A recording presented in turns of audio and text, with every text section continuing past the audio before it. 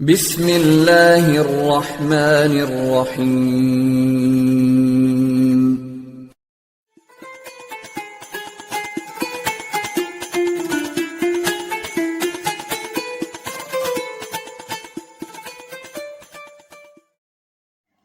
السلام علیکم ورحمۃ اللہ وبرکاتہ۔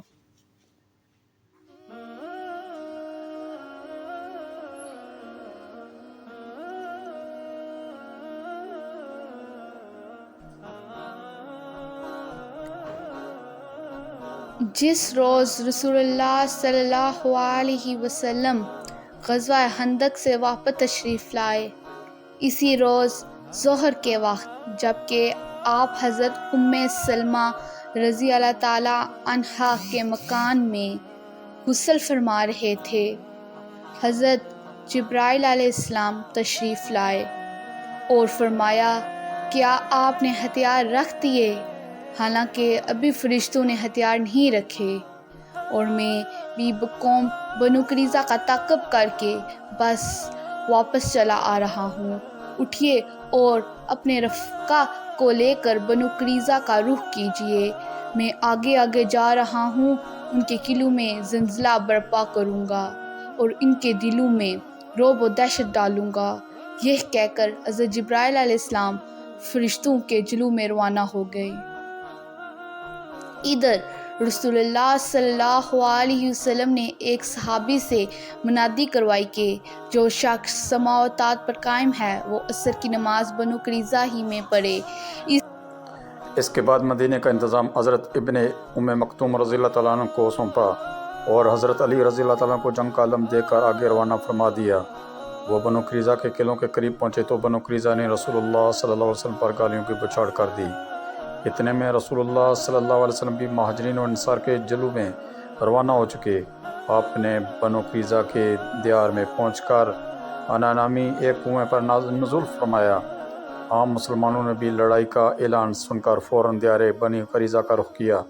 راستے میں عصر کی نماز کا وقت آ گیا تو بعض نے کہا، جیسا کہ ہمیں حکم دیا گیا ہے کہ بنو قریظہ پہنچ کر ہی عصر کی نماز پڑھیں گے، حتیٰ کہ بعض نے عصر کی نماز عشاء کے بعد پڑھی، لیکن دوسرے صحابہ نے کہا، آپ کا مقصود یہ نہیں تھا کہ بلکہ یہ تھا کہ ہم جلد از جلد روانہ ہو جائیں، اس لیے انہوں نے راستے میں ہی نماز پڑھ لی۔ البتہ جب رسول اللہ صلی اللہ علیہ وسلم کے سامنے یہ قضیہ پیش ہوا تو آپ صلی اللہ علیہ وسلم نے کسی بھی فریق کو سخت سست نہیں کہا۔ بہرکیف مختلف ٹکڑیوں میں بٹ کر اسلامی لشکر دیار بنو قریظہ میں پہنچا اور نبی صلی اللہ علیہ وسلم کے ساتھ جا شامل ہوا۔ پھر بنو قریظہ کے قلعوں کا محاصرہ کر لیا۔ اس لشکر کی کل تعداد 3000 تھی اور اس میں 30 گھوڑے تھے۔ جب محاصرہ سخت ہو گیا تو یہود کے سردار کعب بن اسد نے اپنی قوم کے سامنے 3 متبادل تجویزیں پیش کی، یا تو اسلام قبول کر لے اور محمد صلی اللہ علیہ وسلم کے دین میں داخل ہو کر اپنی جان، مال اور بال بچوں کو محفوظ کر لے۔ کعب بن اسد نے اس تجویز کو پیش کرتے ہوئے یہ بھی کہا کہ واللہ تم لوگوں پر یہ بات واضح ہو چکی ہے کہ وہ واقعی نبی اور رسول ہیں، اور وہ وہی ہیں جنہیں تم اپنی کتاب میں پاتے ہو۔ اب ہمارے پاس یہی راہیں بچتی ہیں کہ اپنے بیوی بچوں کو خود اپنے ہاتھوں قتل کر دیں، پھر تلوار سونت کر نبی صلی اللہ علیہ وسلم کی طرف نکل پڑے اور پوری قوت سے ٹکرا جائیں کہ اس کے بعد یا تو فتح پائیں یا سب کے سب مارے جائیں، یا پھر رسول اللہ صلی اللہ علیہ وسلم اور صحابہ کرام رضی اللہ تعالیٰ عنہم پر دھوکے سے سنیچر کے دل پل پڑیں، کیونکہ انہیں اطمینان ہوگا کہ آج لڑائی نہیں ہوگی۔ لیکن یہود نے ان تینوں میں سے کوئی بھی تجویز منظور نہ کی، جس پر ان کے سردار کعب بن اسد نے جلا کر کہا، تم میں سے کسی نے ماں کی کوکھ سے جنم لینے کے بعد ایک رات بھی ہوشمندی کے ساتھ نہیں گزاری ہے۔ ان تینوں تجویز کو رد کر دینے کے بعد بنو قریظہ کے سامنے صرف ایک ہی راستہ رہ جاتا تھا کہ رسول اللہ صلی اللہ علیہ وسلم کے سامنے ہتھیار ڈال دیں اور اپنی قسمت کا فیصلہ آپ پر چھوڑ دیں۔ لیکن انہوں نے چاہا کہ ہتھیار ڈالنے سے پہلے اپنے بعض مسلمان حلیفوں سے رابطہ کر لیں، ممکن ہے پتہ لگ جائے گا کہ ہتھیار ڈالنے کا نتیجہ کیا ہوگا۔ چنانچہ انہوں نے رسول اللہ صلی اللہ علیہ وسلم کے پاس پیغام بھیجا کہ آپ ابو لبابہ کو ہمارے پاس بھیج دیں، ہم ان سے مشورہ کرنا چاہتے ہیں۔ ابو لبابہ ان کے حلیف تھے اور ان کے باغات اور آل اولاد بھی اس علاقے میں تھے۔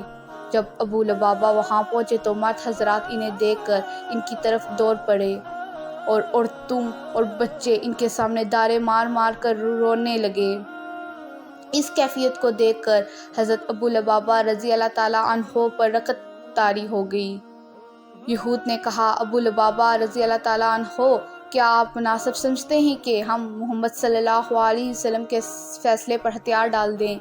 انہوں نے فرمایا، ہاں، بنو قریظہ نے یہی طے کیا ہے کہ رسول اللہ صلی اللہ علیہ وسلم کے سامنے ہتھیار ڈال دیں اور وہ جو فیصلہ مناسب سمجھے کریں۔ حالانکہ بنو قریظہ ایک طویل عرصے تک محاصرہ برداشت کر سکتے تھے، کیونکہ ایک طرف ان کے پاس وافر مقدار میں سامان خورد و نوش تھا، پانی کے چشمے اور کنویں تھے، مضبوط اور محفوظ قلعے تھے، اور دوسری طرف عثمان کھلے میدان میں خون مجمد کر دینے والے جاڑے اور بھوک کی سختیاں سہ رہے تھے۔ بنو قریظہ نے شکست تسلیم کرتے ہوئے خود کو مسلمانوں کے سامنے سرہم تسلیم کر لیا۔ بنو قریظہ کے انجام کار پر سعد بن معاذ رضی اللہ تعالیٰ عنہ کی رائے لی گئی۔ انہوں نے مردوں کی گردنیں مارنے اور بچے اور خواتین کو قیدی بنانے کی رائے دی، جس پر نبی کریم صلی اللہ علیہ وسلم نے فرمایا کہ سعد رضی اللہ تعالیٰ عنہ نے وہ بات کی جس کا فیصلہ اللہ تعالیٰ نے آسمانوں پر کر دیا ہے۔ غزوہ بنی قریظہ کے ذریعے غدر و خیانت کے ان سانپوں کا مکمل طور پر خاتمہ ہو گیا جنہوں نے پختہ عہد اور پیمان توڑا تھا۔